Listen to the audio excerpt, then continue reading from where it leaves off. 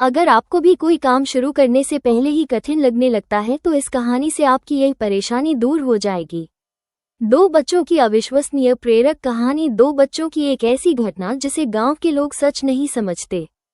उनके हिसाब से ऐसा हो ही नहीं सकता।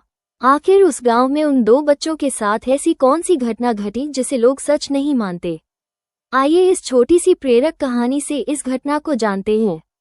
एक समय की बात है, गांव के उन दो बच्चों में अच्छी दोस्ती थी। साथ साथ खेलते थे, घूमते थे, खाते पीते थे।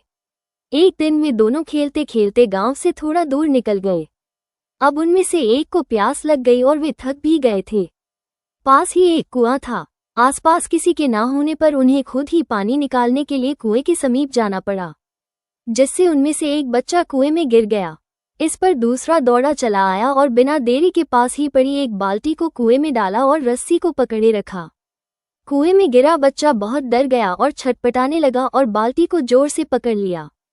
उसका दोस्त जैसे तैसे करके उसे कुएं से बाहर निकालने की कोशिश करने लगा, रस्सी खींचने लगा। उसने अपनी पूरी ताकत लगा दी।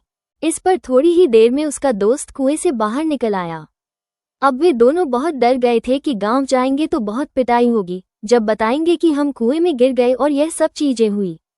अब कहानी में मजे की बात यह है कि जब वे दोनों गांव पहुंचे तो ऐसा कुछ भी नहीं हुआ जैसा कि उन्होंने सोचा था। उन्होंने अपने घर वालों को बताया कि उसका दोस्त जो 10 साल का है कुएं में गिर गया था और वो जो 6 साल का है वो उसको बचाया। उसके घर वाले सोचने लगे कि वो झूठ बोल रहा है, क्योंकि भला 6 साल का बच्चा जो ठीक से कुएं से पानी तक नहीं उठा सकता, भला वो 10 साल के बच्चे को कैसे उठाएगा। गांव में ये घटना वाली बात फैल गई पर किसी को भी विश्वास नहीं हुआ सिवाय एक को छोड़कर। उसने इस बात पर विश्वास कर लिया। उनको सब रहीम चाचा कहते थे, उस गांव की सबसे समझदार बुजुर्गों में से एक, और इसलिए गांव वालों को भी लगा कि भला इन्होंने कैसे विश्वास कर लिया, ये तो कभी झूठ नहीं बोलते।